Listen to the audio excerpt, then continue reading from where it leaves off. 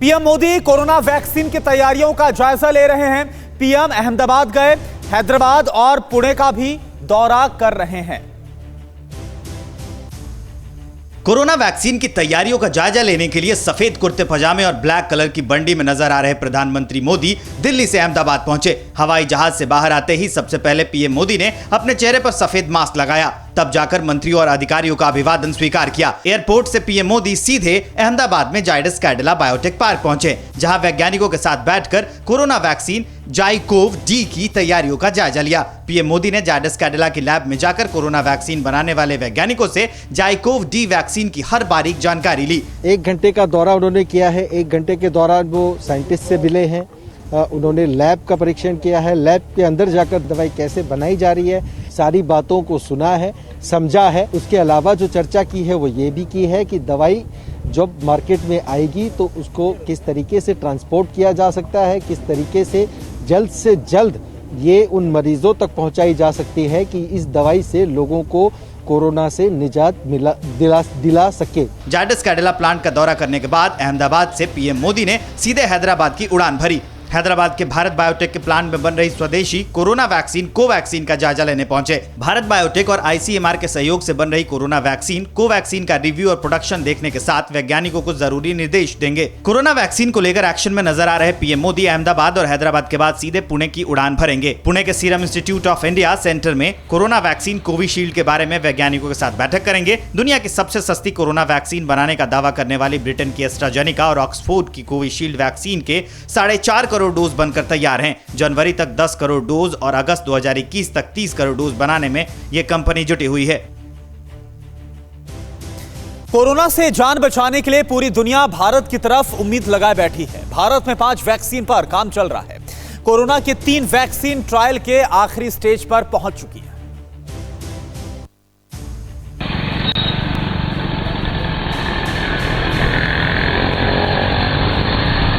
पूरी दुनिया में कोरोना वायरस की वैक्सीन का बेसब्री से इंतजार हो रहा है। कोरोना वैक्सीन के लिए दुनिया के कई देश भारत की तरफ टकटकी लगाए बैठे हैं।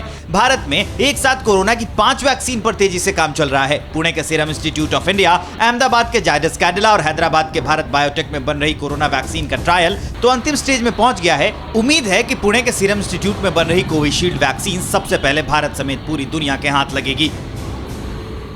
कोविशील्ड वैक्सीन पुणे के सीरम इंस्टीट्यूट में बन रही है। ब्रिटेन की एस्ट्राजेनेका और ऑक्सफोर्ड के साथ करार है। कोविशील्ड वैक्सीन के 4.5 करोड़ डोज तैयार किए जा रहे हैं। जनवरी तक 10 करोड़, अगस्त 2021 तक 30 करोड़ डोज की तैयारी है। स्टोरेज के लिए -20 से -30 डिग्री का तापमान और 3 से 4 साल तक का स्टोरेज। दुनिया की सबसे सस्ती कोरोना वैक्सीन होने का दावा है। हैदराबाद के भारत बायोटेक में बन रही स्वदेशी वैक्सीन भारत बायोटेक और आईसीएमआर बना रही है वैक्सीन। कोवैक्सीन का ट्रायल तीसरे स्टेज में है। हैदराबाद, गोवा, रोहतक और एम्स में तीसरे चरण का ट्रायल जारी है।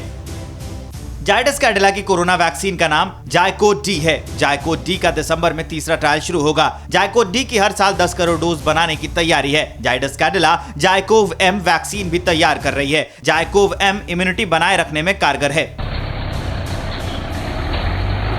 दुनिया के सबसे बड़े कोरोना वैक्सीन निर्माणकर्ता भारत कोरोना का स्वदेशी वैक्सीन कोवैक्सीन बनाने में सबसे आगे नजर आ रहा है। भारत बायोटेक की कोवैक्सीन का तीसरे चरण के ट्रायल में बेहतरीन परिणाम मिले हैं। PM Narendra Modi corona vaccine की प्रगति का आज खुद जायजा ले रहे हैं। पूरी दुनिया में कोरोना ने तांडव मचाया, लेकिन भारत में कुछ ना कर पाया। यह पीएम मोदी का नेतृत्व है जिससे भारत कोरोना के संक्रमण और मौत के मामलों को नियंत्रित कर पाया है।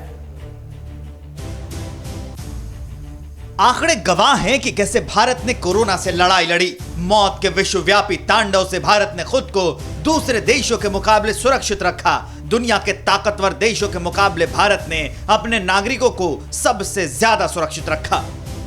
पीएम मोदी के नेतृत्व में वो तमाम कारगर उपाय किए गए जिससे भारत में कोरोना के प्रभाव को कम किया जा सके। ये हम यूं ही नहीं कह रहे हैं, आंकड़े इस बात की गवाही दे रहे हैं।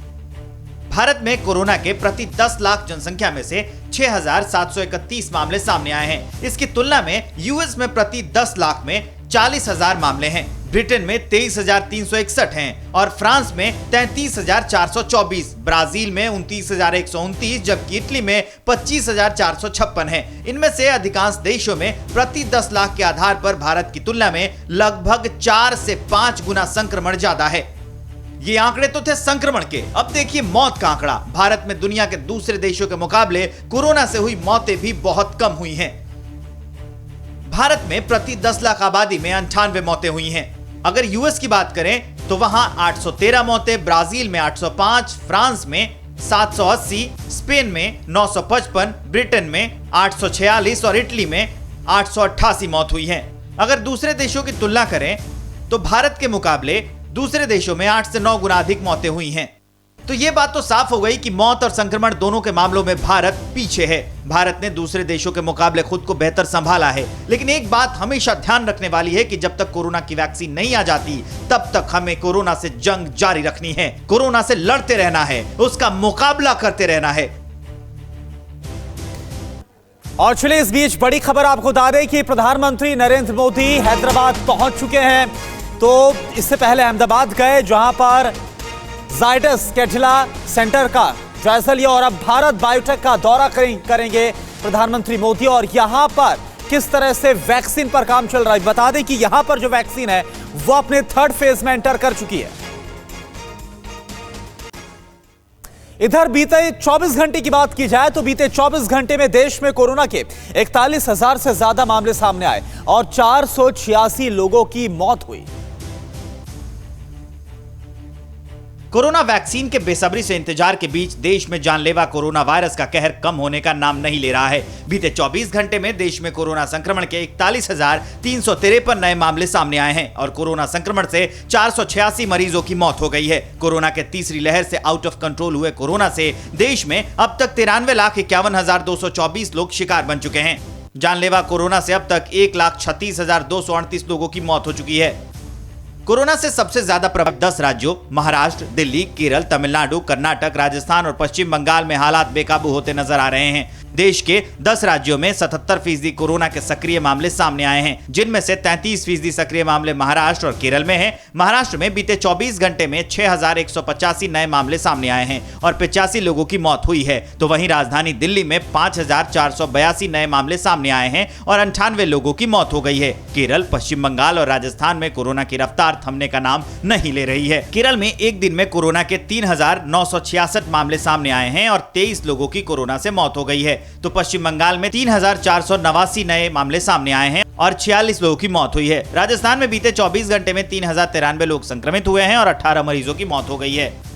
देश में कोरोना से बिगड़ते हालात पर शुक्रवार को सुप्रीम कोर्ट ने सभी राज्यों को कड़ी फटकार लगाते हुए कहा है कि राजनीति करने से कोरोना काबू में नहीं आने वाला है। बीते 3 हफ्ते में कोरोना से हालात बद से बदतर हो गए हैं। हालात सुधारने के लिए ठोस उपाय कीजिए। केंद्र सरकार की नई गाइडलाइंस के साथ मास्क लगाने और सोशल डिस्टेंसिंग के नियमों का कड़ाई से पालन कराएं। कोरोना पर काबू पाने के लिए देश में रोजाना औसतन 11 लाख कोरोना टेस्ट हो रहे हैं। मास्क लगाने और बार बार हाथ धोने के साथ 2 गज दूरी के नियम का कड़ाई से पालन करें।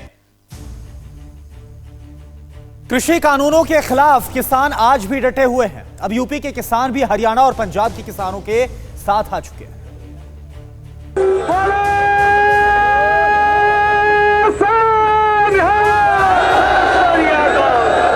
आवाज बुलंद है, समर प्रचंड है, किसान झुकने को तैयार नहीं हैं। पंजाब, हरियाणा से लेकर उत्तर प्रदेश के कई इलाकों में किसान आंदोलन पर हैं। दिल्ली के बॉर्डर पर दस्तक दे रहे हैं। सिंधु बॉर्डर पर किसान और पुलिस के बीच तनातनी जारी है, विरोध प्रदर्शन जारी है। देश के जो हालात पैदा हो गए, ऐसे हालात बन गए, मुझे अपनी जान देनी जरूरी है। किसानों की भारी भीड़ जमी है। ऐसे में कोरोना को देखते हुए सैनिटाइजर का छिड़काव भी किया जा रहा है ताकि विरोध पर कोरोना भारी ना पड़े। कल सिंधु बॉर्डर पर सुरक्षा बलों और किसानों के बीच 3-4 बार टकराव हुए, जिसमें पुलिस की तरफ से वाटर कैनन और आंसू गैस के गोले दागे गए और फिर दोनों छोर से पत्थर भी चलाए गए, जिसके चलते कुछ किसानों को चोट भी आई। किसान सिंधु बॉर्डर पर ही लंगर डालकर बैठ गए। दिल्ली के निरंकारी समागम ग्राउंड में किसानों को आने की अनुमति प्रशासन ने दी, लेकिन यहां किसानों का हुजूम नहीं पहुंचा। मामला ठंडा रहा, लेकिन झंडा बुलंद है। ਢੋਲ ਭਰੇ ਪਏ ਕਣਕਾਂ ਦੇ, ਉਹਨਾਂ ਨੇ ਭੇਜ ਦੇਣੇ। ਮੋਦੀ ਆਪਣਾ ਸੋਚੇ ਕਿ ਮੈਂ ਦਿੱਲੀ ਨੂੰ ਕਿੱਥੇ ਦੇ ਖਿਲਾ ਦੂੰਗਾ। ये दिल्ली हरियाणा को जोड़ने वाला टिकरी बॉर्डर है, जहां किसानों के लिए रास्ते बंद हैं। किसान उस पर ठान कर खड़े हैं कि हर हाल में दिल्ली जाना है। सवाल खेत का है, पेट और जिंदगी का है। मेरठ से भी किसान आज दिल्ली की तरफ कूच कर गए। मेरठ के सिवाय पर सैकड़ों की तादाद में किसान इकट्ठा हुए। करीब 1 दर्जन ट्रैक्टर, ट्रॉली और 2 दर्जन वाहनों में मेरठ के सिवाय टोल प्लाजा से दिल्ली की तरफ चले। इनमें मेरठ से बागपत, हापुड़, सहारनपुर, बिजनौर, शामली समेत कई जिलों के किसान जुड़े हैं। सरकार से बात नहीं बनने से अन्नदाता का आक्रोश लगातार बढ़ता जा रहा है। दिल्ली हरियाणा बॉर्डर पर डटे किसान बवाल काट रहे हैं। क्या था कि वो संत निरंकारी किसानों का आक्रोश बढ़ता जा रहा है। सब्र का बांध टूटता जा रहा है। ठंड के समय में किसान अपने आंदोलन को लेकर 2 दिनों से डटे हैं। की गई है। दिल्ली हरियाणा का यह सिंधु बॉर्डर का इलाका है, जहां किसानों ने आगजनी की और दिल्ली जाने की इजाजत मांगी। लकड़ियों में आग लगाई गई है, टायरों में आग लगाई गई है और अपना विरोध दर्ज कराने की कोशिश की जा रही है। दिन हो या रात, बस एक लक्ष्य, एक रास्ता, दिल्ली तक अपनी बात सुनाने का वास्ता। बॉर्डर पर किसान जमे हैं, खाने से लेकर सोने तक के इंतजाम कर रखे हैं, जैसे इन्हें पता है कि खेती की फसल की तरह ही इनके आंदोलन के पकने में भी वक्त लगेगा। जब तक ये उखाड़ नहीं फेंकेंगे या जमींदार ये कानून नहीं मानेंगे, एक शर्त है वो मान लो, तो ये 1 साल लगा दे या मोदी सरकार, मोदी नहीं मोदी सरकार जब तक नहीं झुकेगी ना, यहाँ से जाने वाले नहीं है। दिल्ली रोहतक मार्ग पर टिकरी बॉर्डर पर अब पूरी तरह से सील है। किसान लगातार डटे हैं। दिल्ली में घुसने की परमिशन को लेकर ये बैठे हैं। किसानों की मांग है कि सरकार उन्हें रामलीला मैदान में प्रदर्शन करने की जगह दे। जो मौजूदा 3 कानून हैं केंद्र सरकार द्वारा बनाए हुए, उसमें बदलाव चाहते हैं और इन्हीं मांग को लेकर ये यहाँ पर लगातार डटे हुए हैं। टिकरी बॉर्डर पर एक तरफ किसान हैं, दूसरी तरफ पुलिस के जवान हैं। ये दिल्ली आने नहीं दे रहे हैं, वो जाने को तैयार नहीं, यानी अड़े हैं, अपने स्टैंड पर खड़े हैं। इधर कुछ किसान निरंकारी ग्राउंड में प्रदर्शन के लिए पहुंचे, लेकिन इनकी संख्या बेहद कम थी। किसान असमंजस में है कि यहाँ से उनकी बात शायद सरकार तक ना पहुंचे। इनकी जो रणनीति है वो चेंज हुई है। अब इनका कहना है कि हम दिल्ली के अब अंदर नहीं जाएंगे, हम यहीं रुकेंगे और यहीं से जीटी रोड को जाम करेंगे। लेकिन फिलहाल अभी 8 बजे की मीटिंग होनी है, उसमें देखा जाएगा कि आगे का रुख क्या होता है। किसानों का आंदोलन थमता हुआ नजर नहीं आ रहा। दिल्ली के बॉर्डर इलाकों में बवाल लगातार जारी है। बुराड़ी के निरंकारी ग्राउंड से आप देखिए TV9 भारतवर्ष की ये ग्राउंड रिपोर्ट। कृषि कानून के खिलाफ हुंकार भर रहे किसानों का जत्था बैनर, पोस्टर और हाथ में झंडा लेकर जब बुराड़ी के निरंकारी ग्राउंड पहुंचा, तब देखिए कैसे खुशी के ढोल, नगाड़े और मजीरा बजाकर किसानों ने समा बांध दिया। दिल्ली के निरंकारी आश्रम में इस वक्त किसान आंदोलन में आप देखें किस तरीके से ढोल बजा जा रहे हैं। यहाँ पर महिलाएं जो है वो यहाँ पे नृत्य कर रही हैं, जो बच्चे हैं वो भी यहाँ पर पहुंचे हैं और इन सभी का कहना है कि वो अपनी मांगों को लेकर रहेंगे। तमाम तरीके के पोस्टर और झंडे लेकर के इस वक्त इस बीच में आप देखिए यहाँ पर किस तरीके से ढोल बजा जा रहा है।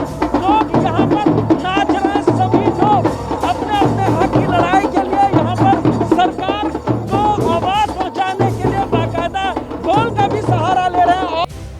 दिल्ली हरियाणा बॉर्डर से निरंकारी मैदान की तरफ आने वाली सड़कों पर किसानों का सैलाब नजर आने लगा। हाथों में बैनर, पोस्टर और झंडा लेकर पैदल और ट्रैक्टर सवार होकर निरंकारी मैदान पहुंच रहे किसान सरकार से आर पार की लड़ाई के मूड में नजर आ रहे हैं। दाना, पानी और बिस्तर लेकर दिल्ली पहुंचे किसानों ने निरंकारी मैदान में डेरा डाल दिया है।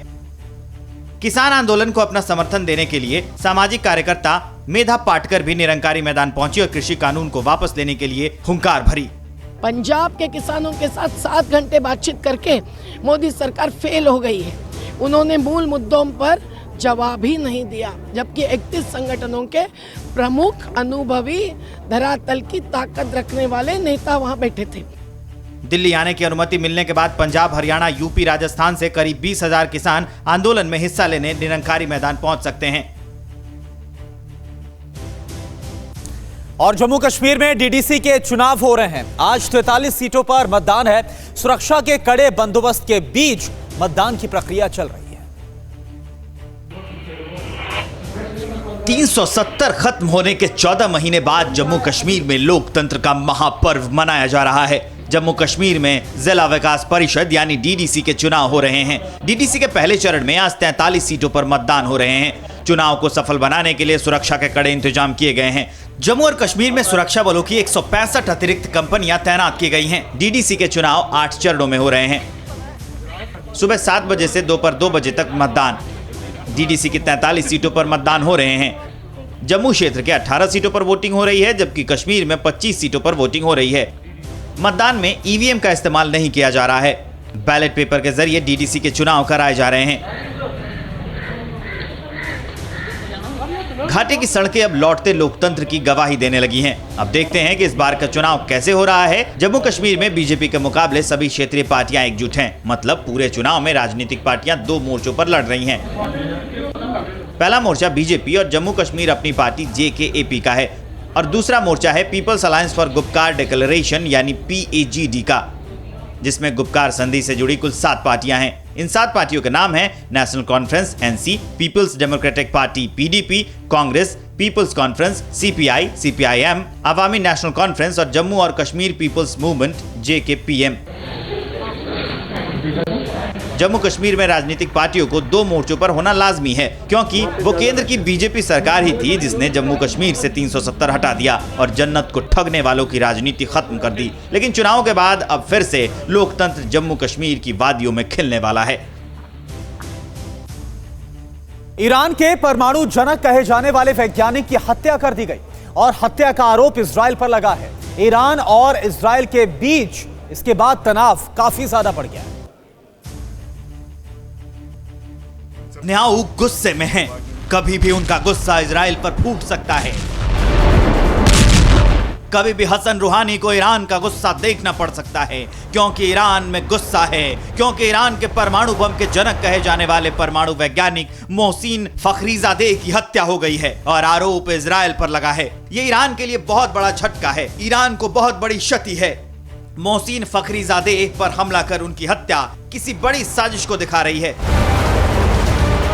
हमलावरों ने वैज्ञानिक की कार को निशाना बनाया था। इस वारदात में 3 से 4 हमलावर भी मारे गए थे। मोहसिन को the father of Iranian bomb कहा जाता था। मोहसिन फखरीजादेह ईरान के प्रमुख परमाणु वैज्ञानिक थे। ईरान के परमाणु हथियार कार्यक्रम में मोहसिन की भूमिका अहम थी। मोहसिन ने ईरान के परमाणु हथियार के कार्यक्रम की शुरुआत की थी। मोहसिन फखरीजादेह ईरान में बेहद ताकतवर थे। इस हमले के तुरंत बाद नेशनल सिक्योरिटी काउंसिल की बैठक हुई।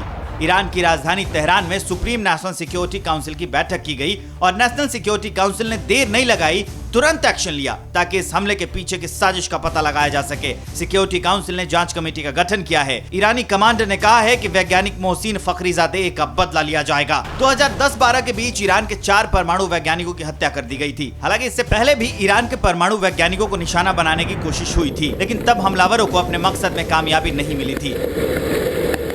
वरिष्ठ ईरानी वैज्ञानिक मोहसिन फखरीजादेह इस्लामी ईरान के परमाणु रिएक्टर के प्रभारी भी थे। मोहसिन फखरीजादेह का मारा जाना ईरान के लिए बहुत बड़ा झटका है। मोहसिन की हत्या में इजराइल का हाथ होना किसी बड़े जंग की आहट भी है। कोई काम नहीं आएगा, क्या खारे पानी से मरेगा चीन? अमेरिका ने ड्रैगन को सख्त चेतावनी दे दी है कि नीले समंदर में ड्रैगन की नैया डुबो देगा। अब ड्रैगन नीले समंदर में ही डूबने वाला है। उसका खात्मा साउथ चाइना सी के खारे पानी में होगा, क्योंकि एक बार फिर अमेरिका ने चीन को खुली चेतावनी दी है कि रत्ती भर भी दादागिरी बर्दाश्त नहीं की जाएगी। साउथ चाइना सी में विस्तारवादी चीन की कब्र बना दी जाएगी। ताजा मामला यह है कि साउथ चाइना सी में अमेरिका ने चीन पर सैन्य कार्रवाई करने की धमकी दी है। साउथ चाइना सी में तनाव बढ़ता जा रहा है। बीजिंग भी अपनी सिनाजोरी से बाज नहीं आ रहा। उसने भी अमेरिका के खिलाफ अपनी भौहें टेढ़ी कर ली है। दोनों देशों के तनाव की वजह से बीजिंग में अमेरिका के खिलाफ सैन्य कार्रवाई शुरू हो सकती है। अमेरिका और चीन विवादित जल क्षेत्र में वर्चस्व के लिए जूझ रहे हैं, क्योंकि चीन साउथ चाइना सी में अपनी सैन्य महत्वाकांक्षाओं को पूरा कर रहा है। और मामला सिर्फ इतना ही नहीं है, अमेरिका उन सारे पड़ोसी एशियाई देशों के साथ खड़ा है जिसे चीन ने धमकी दी है या अपने विस्तारवाद का शिकार बनाया है या कर्ज देकर उन देशों को अपने जाल में फंसाया है। मालदीव भी उन्हीं देशों में से एक है जिसे चीन अपने विस्तारवाद का शिकार बनाना चाहता है, जबकि अमेरिका मालदीव के साथ और चीन के खिलाफ है। अड़ी सोमवार से शुक्रवार शाम 6 बजे सिर्फ TV9 भारतवर्ष पर।